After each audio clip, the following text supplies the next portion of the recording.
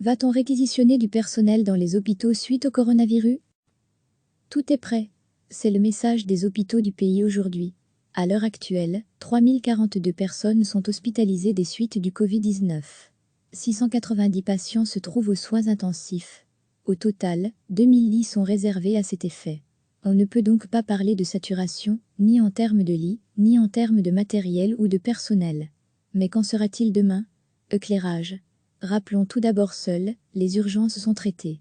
Moins d'interventions, de consultations, ça signifie plus de médecins et d'infirmiers réaffectés pour les patients atteints du coronavirus. Mais si cela ne suffisait pas, les procédures pour réquisitionner des bras supplémentaires sont en place. Sur base volontaire, toujours. 200 médecins mobilisables par exemple à Erasme à Bruxelles, des urgentistes, des pneumologues, des infectiologues mais aussi ceux dont le traitement du Covid-19 n'est pas la spécialité. Les équipes mises sur pied sont mixtes, nous explique Nicolas Gaspard, chef du service de neurologie à l'hôpital Erasme. Un interniste pourra, par exemple, se voir assisté d'un chirurgien, d'un ORL ou d'un ophtalmologue. Chaque équipe comptera donc des médecins de background très différents et on compte sur la solidarité entre chacun pour s'entraider. Mais pour faire fonctionner un hôpital, outre les médecins, d'autres profils sont nécessaires. Toute l'institution est mobilisée, y compris au niveau logistique, qui est très important dans un hôpital, précise Johan Morel, néphrologue à l'hôpital Saint-Luc à Bruxelles. Des secrétaires, par exemple, pourraient aider à la préparation des repas. Certains hôpitaux ont aussi fait appel à des volontaires extérieurs, personnels de la Croix-Rouge ou pompiers notamment.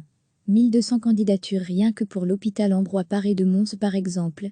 De côté du Chirec, pas non plus de problème de lit ou de personnel, mais une inquiétude quant aux respirateurs. Une plus grande proportion des patients admis sont aux soins intensifs. Ils nécessitent une assistance respiratoire. Le matériel est là, mais le groupe devra sans doute faire appel à du personnel supplémentaire pour le faire fonctionner. L'utilisation d'un respirateur nécessite en effet une expertise. La spécialisation dite SIAMU réclame un an d'études supplémentaires. Quant à la Société scientifique de médecine générale, elle précise que des chiffres horaires sont d'ores et déjà planifiés pour que les généralistes puissent prêter main forte dans les centres de tri hospitaliers. Recevez chaque matin l'essentiel de l'actualité. Tout est prêt. C'est le message des hôpitaux du pays aujourd'hui. À l'heure actuelle, 3042 personnes sont hospitalisées des suites du Covid-19. 690 patients se trouvent aux soins intensifs. Au total, 2000 lits sont réservés à cet effet. On ne peut donc pas parler de saturation, ni en termes de lits, ni en termes de matériel ou de personnel. Mais qu'en sera-t-il demain? Éclairage. Rappelons tout d'abord seuls, les urgences sont traitées. Moins d'interventions, de consultations, ça signifie plus de médecins et d'infirmiers réaffectés pour les patients atteints du coronavirus. Mais si cela ne suffisait pas, les procédures pour réquisitionner des bras supplémentaires sont en place. Sur base volontaire, toujours. 200 médecins mobilisables par exemple à Erasme à Bruxelles, des urgentistes, des pneumologues, des infectiologues mais aussi ceux dont le traitement du Covid-19 n'est pas la spécialité. Les équipes mises sur pied sont mixtes, nous explique Nicolas Gaspard, chef du service de neurologie à l'hôpital Erasme. Un interniste pourra, par exemple, se voir assisté d'un chirurgien, d'un ORL ou d'un ophtalmologue. Chaque équipe comptera donc des médecins de background très différents et on compte sur la solidarité entre chacun pour s'entraider. Mais pour faire fonctionner un hôpital, outre les médecins, d'autres profils sont nécessaires. Toute l'institution est mobilisée, y compris au niveau logistique, qui est très important dans un hôpital, précise Johan Morel, néphrologue à l'hôpital Saint-Luc à Bruxelles.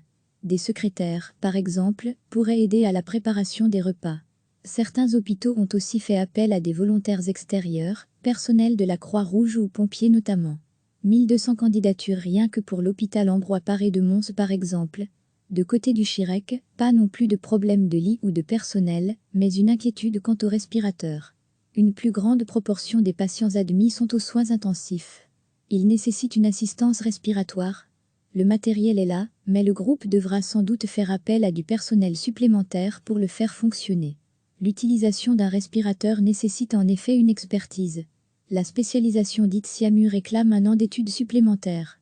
Quant à la Société scientifique de médecine générale, elle précise que des chiffres horaires sont d'ores et déjà planifiés pour que les généralistes puissent prêter main forte dans les centres de tri hospitaliers. Cliquez sur s'abonner pour recevoir les dernières nouvelles.